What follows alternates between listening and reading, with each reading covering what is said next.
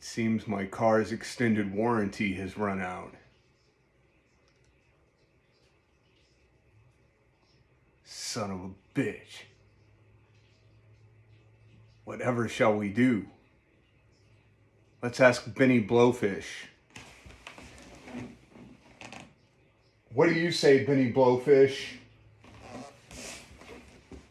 Make a drink? I concur. Hello, shipmates and battle buddies, artists and assholes, shitbags and shellbacks. Welcome back to another exciting installment of Before the Mast, a channel where we drink and discuss life's interesting moments and how I find inspiration from them. I've been warned that drinking alone is the first step to becoming an alcoholic, so make sure that doesn't happen to me and like and subscribe. That way, we're like a virtual social club. That sounds much more respectable than creative, drunken, amateur YouTuber. For those of you who are new to this channel, or have never had the misfortune of gazing upon my countenance in person, I am Aaron Burks, a professional artist, amateur YouTuber, veteran of the United States Navy, retired soldier, and as fate would have it, a sometimes prophet of incomprehensible catastrophe. You can call me Aaron, you can call me Burks, you can call me Boats, you can call me Sarge, you can call me hey you, hey asshole. I've been called a bloody colonial and even a nautical ass clown, but that's a story for another episode. Today we're going to make a pre-prohibition cocktail called the Aviation. Like many older cocktail recipes, the history of the Aviation is a bit murky, but by most accounts, it was concocted by Hugo Ensslin, a bartender at the Hotel Wallach in New York City during the early part of the 20th century. The cocktail is given its name because of its color and the fact that at the time, flying was still new to people and a romantic luxury. The first published recipe appears in 1916 in Ensslin's books, Recipes for Mixed Drinks. By the 1930s, the recipe had evolved to include more lime juice and ditched the hard-to-find crème de Violette. Tonight, we're going to try the original recipe, which can be found in the Complete Home Bartender's Guide by Salvatore Calabrese. Because I happen to have here a bottle of crème de Violette. Let's head on over to the Laka Laka Lounge and get ready for takeoff. We're there. For the Aviation, we will need gin. I'm using Beefeaters. Maraschino liqueur. I'm using Luxardo. Crème de Violette. I'm using Rothman and Winter. Lemon juice, a cocktail shaker, and a chilled coupe glass.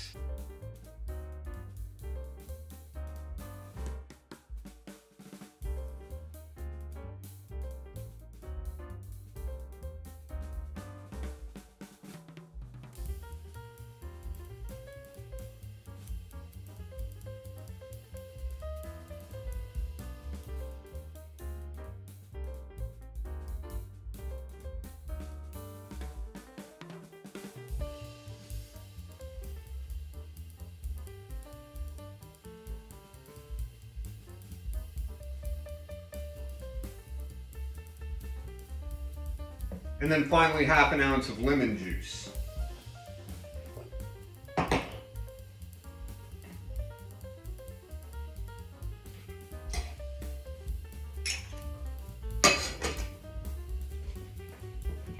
Remember, kids, smile while you shake.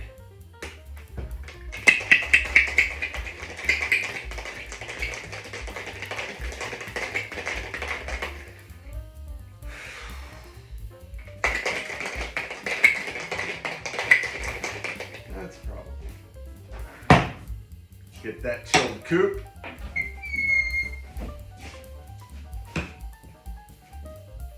And strain.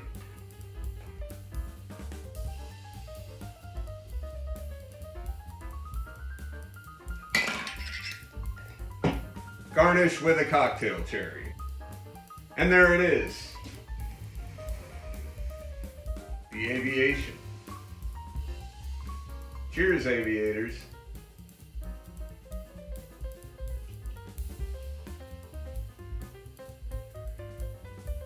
It's very flowery.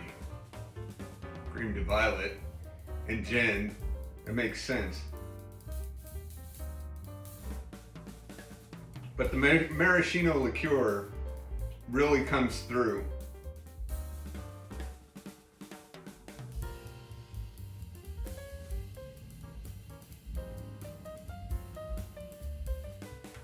It's pretty tasty.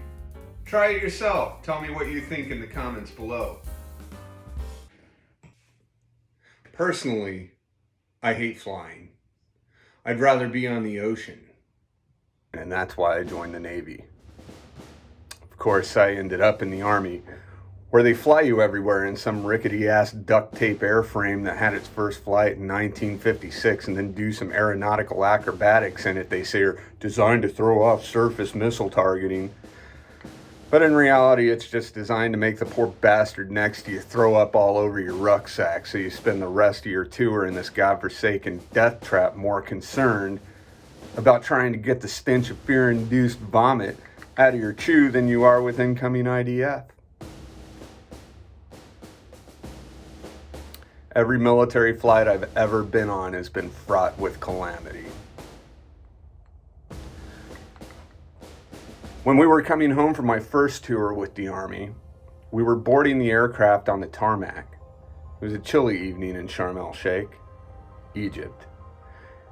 And we had to ascend up one of those flights of stairs that you get to the aircraft on, carrying all our full battle rattle. As I passed in front of the wing, I heard a strange sound coming from the engine. Clank, clank, clank, clank, clank, clank, clank. When I got to the top, I asked the stewardess, "Hey, is that normal?"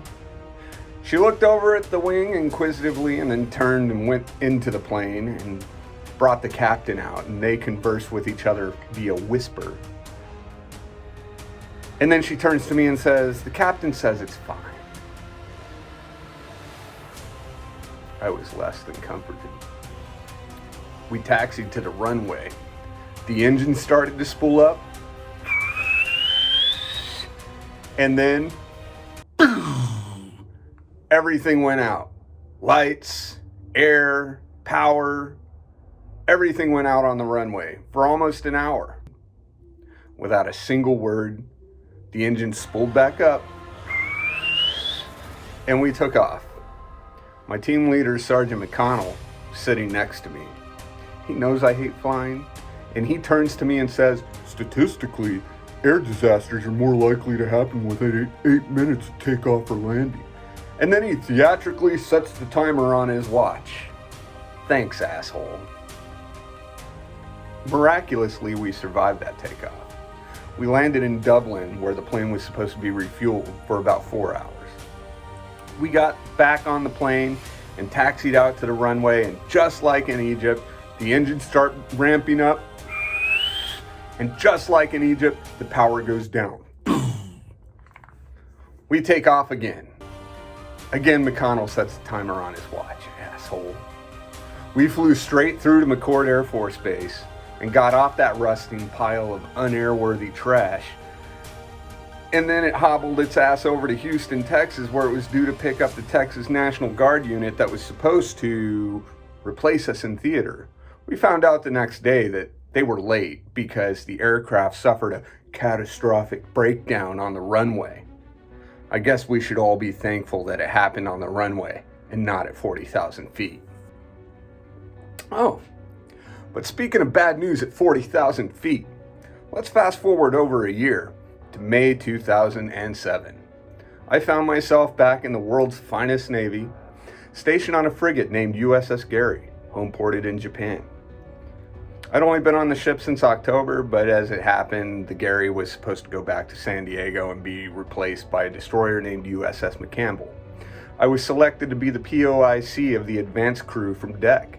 We were going to be flown on a Navy transport from Itsugi Naval Air Station to San Diego with a brief stop in Hawaii for fuel. It was supposed to be a 2-day hop. 1 day from Atsugi to Hawaii, day 2, Hawaii to San Diego. That's exactly how it didn't happen. The transport aircraft was a Boeing 727. As a little aside, This airplane was last produced in 1983. About an hour into the flight, I found myself talking to one of the flight crew, who told me that the FAA had banned this particular aircraft from flying long distances overseas. Hell, they don't even make parts anymore, he says. I looked out the window. We were indeed over the sea and traveling long distance. He said then to me, he says, but we just shoved a couple of extra fuel cells in the cargo compartment, so we're good. Around that time, the pilot came on the intercom and said we had to put down in Guam for a mechanical issue. I looked at the aircrew guy and said, where do they get the parts then? He didn't answer. Instead, he just put his seatbelt on. But then my attention was ripped from the beautiful scenery, like the chunk that went flying off into the atmosphere was ripped from the leading edge of the wing. A piece of the wing was still clinging onto the edge, whipping around like a cheerleader's pom-pom. I grabbed the aircrew guy. Hey, is that normal?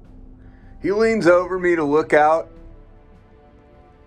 sits back down and says, nah, but we're almost down. We should be okay. We're almost down, all right, I'm sure.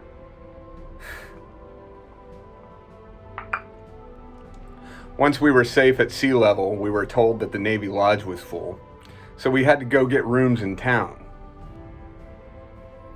Everywhere else was full too, except for the Hyatt and the other high-end hotel on the island. We ended up getting split between the two hotels.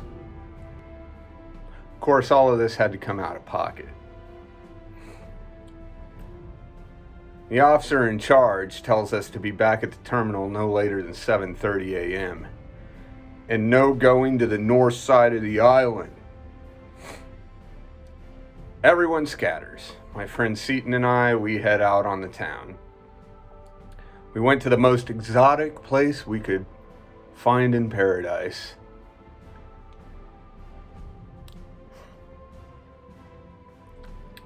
Applebee's. Seaton wasn't a mean drunk. He wasn't a bad drunk or an evil drunk. Seaton was a stupid drunk. It was part of his charm, and he managed to keep everyone else around him relatively sober by just keeping them on their toes. Seaton walked up to a girl in Applebee's and said something to her and got slapped. One of the locals said, hey, that's my girlfriend, and another stood up and said, hey, that's my sister. Now, the Chamorros are the nicest people you will ever meet until you piss them off. Then they can pretty much be the scariest people you will ever meet. It was here that I knew that our night was about to conclude, either of our own volition or by the violent will of others. Boyfriend comes up, grabs Seaton by his collar. I had to step in. I get in between the two and apologize profusely. Hey, sorry, dude. Sorry. My bad. They tell me I better take care of him or they will. It's a small island, but there's a lot of uninhabited jungle out there. I took Seaton out of there and out of danger. Seaton complaining the whole way. We walked 1.5 miles back to the Hyatt. Seaton behind me yelling at me for getting him kicked out of Applebee's. And then it dawned on him we were going back to the room. Seaton thought he had not yet begun to drink. So he starts getting combative. Then he puts his arm around me and starts slapping me in my face. So I told him, hey, don't do that or I'm gonna lay you out. Seaton didn't want to hear that. Fuck you, you fat fuck. You can't lay me out. Up to this point, Seaton didn't realize I'd just finished a combat tour as an infantryman in the Army. He reached out to slap me again. I grabbed his wrist, I sternum punched him, twisted his arm behind his back, pinning him to the ground. He had the wind knocked out of him, but he was all right. Why'd you do that, bro? That really hurt. I helped him up and we walked another block into the lobby. Finally get up to the room. Seaton tries one more time, this time trying to kick me in the junk. But he was too far away, so I just knocked him over onto the bed. You're mean, Burks. And then he passed out. It wasn't even 11 p.m. I walked back out and caught a cab straight to a karaoke bar on the north side of the island. Couldn't stop there. Most of the way there, we were stopped at a red light. I just happened to glance up from the back seat into the rearview mirror and saw a pair of headlights getting bigger and bigger very quickly and not slowing down. I tapped the driver on the shoulder. Hey, you might want to hold on to something. And then the car plows into us, pushing us into the intersection. Cab driver reassuringly told me, don't worry, I'll call the police. Mindful of not supposing to be on the north side of the island, I climbed out of the wrecked car and said, so long, been good to know you, and hopped in another cab going the opposite direction. The next morning, we all mustered at the terminal at 7:15, all except Seaman Rogers and Seaman Drumheller. I began asking people if they've seen him. 7:30 rolls around and the officer in charge comes up and asks if I have everyone. I had to tell him we were missing two. That didn't make him happy. This plane is taking off at 0800 with or without your guys, and if it's without, you'll be responsible. At 7:50, a cab slides up to the terminal and out of it spilled Drumheller and Rogers. Drumheller says to me, sorry I couldn't wake Rogers up. Rogers walks past me looking like the Walking Dead and smelling even worse. I watched him as he passed and I noticed that he had vomit down the back of his ass.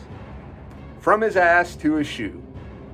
I asked Drumheller, who threw up on Rogers? Drumheller said it was Rogers who hurled on his own ass. Rogers! Huh? How the hell do you throw up on your own ass? Rogers barely even registered that he was being spoken to. I let it go because I was just happy that we were all there and we were getting back on our way. Oh, but it doesn't end there. In the plane, all 28 of us were huddled together in the back while Rogers sat alone smelling like puke and piss up in the front. I looked out the window, noticed that the wing had a ridiculous amount of duct tape on it. That was the fix. Duct tape. We were in the air for about 2 hours when the captain came over and said we had to make an unscheduled stop on Kwajalein. Kwajalein is a little spit of land in the middle of the Pacific, and unless you're a World War II historian or you're in the CIA, you might never have heard of it. I do not, to this day, know exactly what the hell is going on that island. But I do know that we needed an armed escort to go to the bathroom, and we weren't allowed to otherwise leave this tiny little break area they crammed us into. A couple hours later, we get airborne again. We finally, after 2 days, land at our first scheduled stop, Joint Base Pearl Harbor Hickam. We were supposed to be there for one night, but it didn't take long to figure out that we were going to be there much longer. The first night, still trying to recover from our failed invasion of Guam, we took it easy and we just went to Denny's in Pearl City. The next night, Seaton got slapped by a stripper and we got run out of that gentleman's club. And the night after that, we passed out on Waikiki Beach in front of a hotel that we thought was ours, but was not ours. Only to be woken up at sunrise by a security officer and told us that our hotel was actually 2 blocks that way.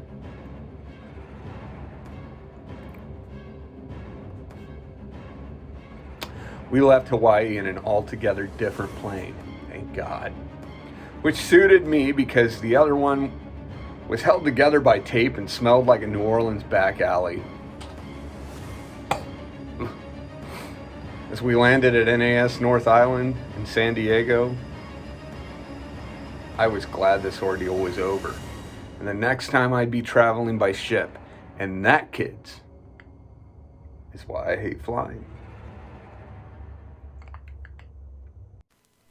What shall we do with the drunken sailor? What shall we do with the drunken sailor? What shall we do with the drunken sailor? Early in the morning, way hey and up she rises, way hey and up she rises, way hey and up she rises. Early in the morning, put him in the longboat until he's sober. Put him in the longboat until he's sober. Put him in the longboat until he's sober. Take a drink every time you fuck up.